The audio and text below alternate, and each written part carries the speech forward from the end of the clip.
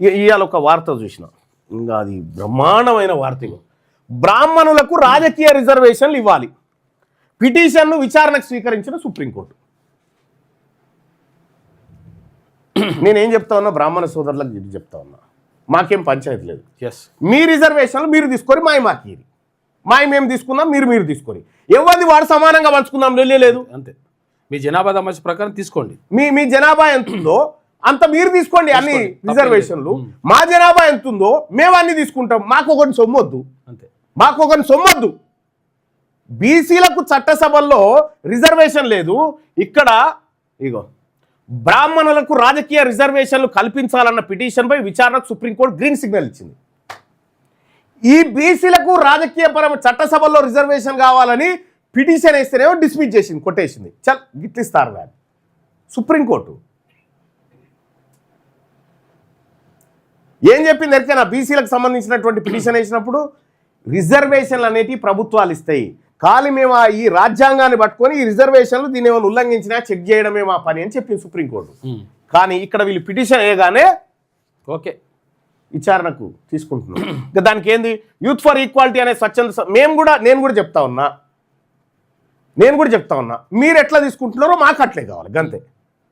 EWS reservation తీసుకున్నారు కదా, మా పాలు మాకు కావాలి, మా వాటా మాకు కావాలి. మేము జనాభాలో 160% ఉన్నాం, మా 60 పాలు మాకు కావాలి. ఇది తెలంగాణ రాజ్యాధికార పార్టీ చెప్తా ఉంది. నీ సొమ్ము నాకెందుకు, నా సొమ్ము నీకెందుకు, ఊకే సప్పుడు చేయక మంచిగా అన్నదమ్ములు లెక్క ఎవరిది వాడు పంచుకొని తింటే అయిపోతుంది కదా. రిజర్వేషన్లు కానీ, ఉద్యోగాలు కానీ, ఇంకేదన్నా కానీ. వాళ్ళు కూడా బీసీలకెళ్ళి వస్తారట, వాళ్ళని రాజకీయ వెనుకబడిన తరగతులు, పొలిటికల్లీ బ్యాక్వర్డ్ క్లాసెస్ అని పెట్టి పరిగణించి రిజర్వేషన్లు కల్పించాలని పిటిషనర్ తరఫు న్యాయవాది వాదించారు.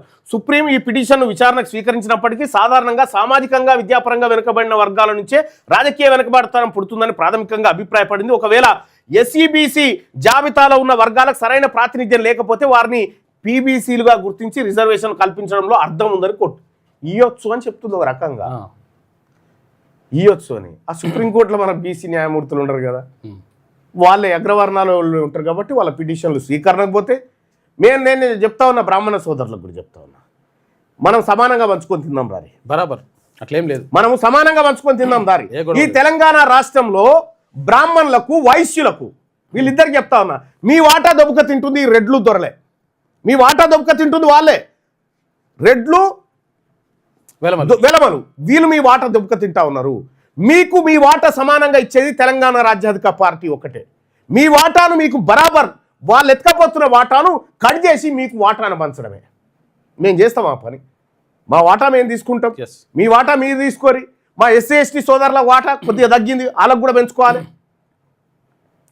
మన అందరి కలిసి ఎత్తుకపోయి తింటుంది వీళ్ళే, ఈ రెడ్లు, ఈ దొరలు. అందుకోసమే నేను చెప్తా ఉన్నా, తెలంగాణ రాజ్యాధికార పార్టీ చెప్తా ఉంది, మా వైశ్య సోదరులారా, మా కోమటి సోదరులారా, మా బ్రాహ్మణ సోదరులారా, మీ వాటా ఎవరు దొబ్బక తింటారు. ఈడబ్ల్యూఎస్ పేరు మీద ఎక్కువ సర్టిఫికెట్లు తీసుకుంది వాళ్ళు. మీ పిల్లలకు అన్యాయం జరుగుతూ ఉంది, మీ పిల్లలకు అన్యాయం జరుగుతూ ఉంది. మీ పిల్లలకు న్యాయం జరగాలంటే కూడా తెలంగాణ రాజ్యాధికార పార్టీ ద్వారానే సాధ్యమవుతుంది. మీ వాటా మీకు ఎంత వస్తుందో లెక్క చేసి దాన్ని పక్కకు పెట్టి తీసుకుంటే అయిపోయాయి, లొల్లే లేదు కదా. రాజకీయ వాటా కావాలని బ్రాహ్మణులు పిటిషన్ వేస్తే సుప్రీంకోర్టు విచారణకు స్వీకరిస్తుంది. బీసీలకు రిజర్వేషన్ కావాలి చట్టసభలో వేస్తే కొట్టేస్తుంది. ఇది న్యాయం ఈ దేశంలో. నేనేమంటున్నా, మీరు కోట్ల దాకా పోవాల్సిన పని లేదు, కూర్చుందాం, కూర్చొని ఎవరి పాలు వాడు తీసుకుంటే అయిపోయాయి కదా, ఎవరి పాలు వాడు తీసుకుంటే అయిపోతుంది కదా. ఇదే భారత పార్లమెంటు చట్టం చేసి బీసీలకు రిజర్వేషన్ ఇవ్వాలంటే సుప్రీంకోర్టు అట్టెట్లు ఇస్తామని చెప్పి కూర్చొని కొట్లాడింది. 2 ఏళ్ళు ఆపింది సుప్రీంకోర్టు ఇందిరా సాహ్ని కేసులో. ఈడబ్ల్యూఎస్ రిజర్వేషన్ అదే భారత పార్లమెంట్ తీసుకొస్తే లేలే ఇవ్వచ్చు వీళ్ళకి అని చెప్పేసింది. 50% లిమిట్ లేదు, ఇవ్వచ్చు అని చెప్పేసింది. ఈ దేశంలో అత్యంత దెబ్బతింటుంది, ఈ రాష్ట్రంలో అత్యంత దెబ్బతింటుంది బీసీ వర్గాలే, బీసీలమే, మనమే. వాళ్ళ వాటా వాళ్ళు పంచుకొని తింటా ఉన్నారు. మన పేదోనికే వాటా లేదు. మనమందరం మన వాటా తీసుకోవాలి. మనం ప్రతి కుటుంబానికి 2 ఎకరాల భూమి తీసుకోవాలి. మనం ఇంకా ఏమీ తీసుకోలే, మనం తీసుకోవాల్సిందే.